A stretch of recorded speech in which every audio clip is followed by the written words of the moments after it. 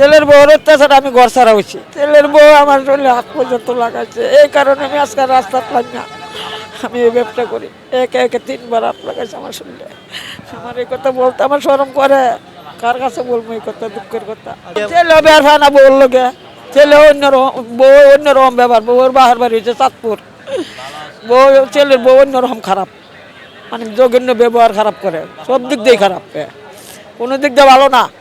ছেলের বউ ভালো হইলে আজকে আমি এই জায়গায় থাকতাম কে? একটা ছেলের বউ একটা মেয়ের জায়গা। আমি ছেলের বউরে বলছি, মেয়া তুমি আমার একটা ছেলের বউ, ভালো হইলে তুমি, মন্দ হইলো তুমি। আমি একটা শাশুড়ি, আমার ছোট লেদা ভেদা নাই, তুমি আমার নিজের মেয়ের বিয়া দিচ্ছি, পড়ার ঘরে গেছি, কারণ তুমি আমার মেয়ে। তারপরে আমার ছেলের বউ আমার ভালোবাসে না।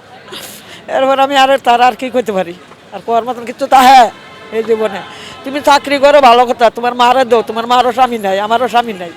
আমি তোমার মারে তো মানা করি না, তুমি দিও না, দেও তোমার মারো যা লাগে, আমারও দেহ। আর আমার ছেলে তো আছে, যা খারা করে খামায়। আমার ছেলে তো কিছু নাই, বাড়িঘর যা আছে। বৃদ্ধ বয়স আমার ছেলে, আমার দেখবো, আমি খামো চলবো, একটু গরম আসক্ত নামাজ পড়বো, আমার তো এই সুযোগটা দিচ্ছে না। ছেলেও দেয় নাই, বউও দেয় নাই, দুটোতে তো আমার মিস।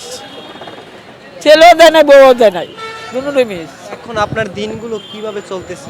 এই যে চা পান বেশি, থাকলে খাই, না থাকলে না খাই। তাহি বাঙ্গাসুর একটা রুমও তাহি, 3000 টাকা ঘর ভাড়া দেই, মাসে 3-4 হাজার টাকার ওষুধ লাগে আমার। ডায়াবেটিস আছে, হাই প্রেশার আছে সব, আমি 3টে অপারেশনের রুগী, তাইলে